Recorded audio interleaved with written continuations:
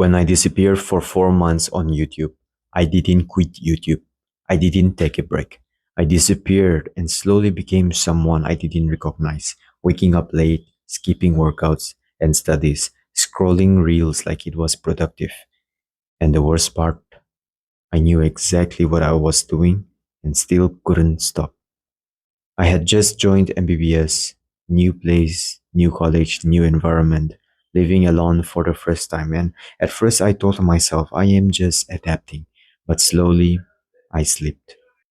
When my parents went back to my hometown, I slipped. I wasn't disciplined anymore. I was numb, directionless.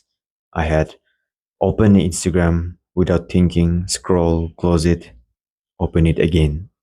And on days when I scrolled too much, where I didn't feel like doing anything, I could not even sit down and read a page of my book.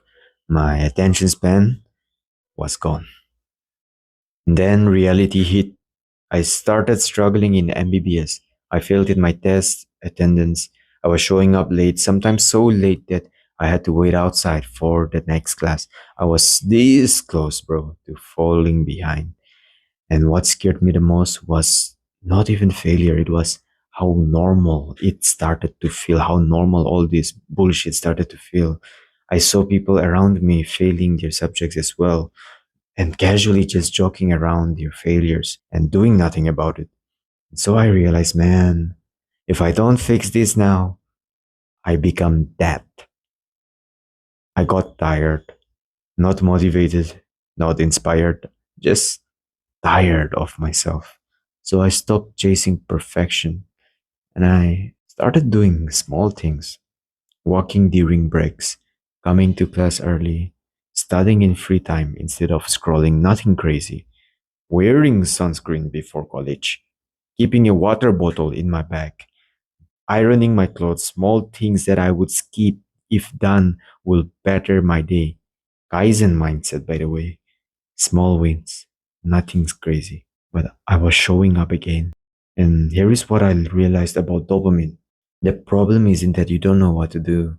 Everyone knows to improve your dopamine, you need to sleep well, eat clean, stop scrolling, exercise, call exposure, sunlight exposure, balls exposure. Yes, but the real problem is that your brain is already wired. It's already set in to choose the easy dopamine. So even if you try to fix your habits for like one day, you fall back automatically to what you were wired to. That is why most people fail and then they expect instant change for patterns over years that they have built. So instead of trying to be perfect, I changed the game for myself. Number one, I broke the trigger. I used a real blocker. Yes, it's real. Because willpower is useless when your habit is automatic.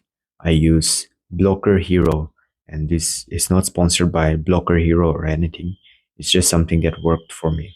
Number two, I lowered the standard for any productive work. For example, if I couldn't study for 1 hour, I would started with 10 to 30 minutes of studying. Or if I could not even study, I just drew the diagrams, the homeworks. It sounds small, but it really builds momentum. Number three is that I stopped removing dopamine completely. This is where most people get wrong. I didn't cut everything off. I scheduled it. That's a very important word.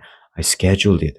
This prevents me resenting myself, like I do when I abstain from all my bad habits, which eventually leads to crash, when my willpower fades.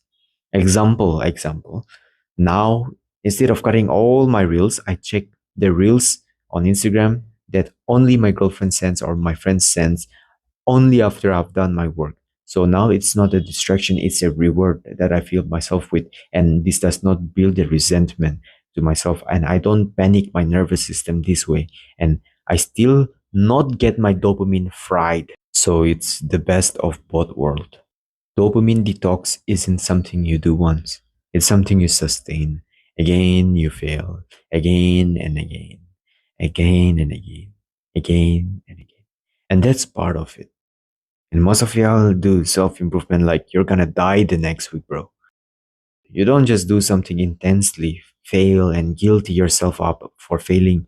No, you have your whole life to build this momentum. And the real growth is becoming the person who gets back up every time. In the past 4 months, I've realized and affirmed to myself rather that I am a person who gets back on track immediately after a setback, which means that I accept my human imperfect part of me that fails, but still get to the positive side of things. Like, yeah, I get back on track immediately.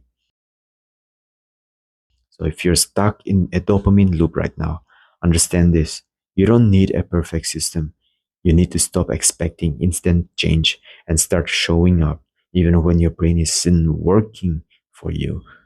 Be kind to your brain. It is not fried because your brain wants to be fried, but because of the so unpredictable environment around us that can keep us in a loop of self sabotage. If that didn't make sense, read that again. But in other words, be kind to yourself because over time, repetition rewires everything. Improve your life one step at a time, always.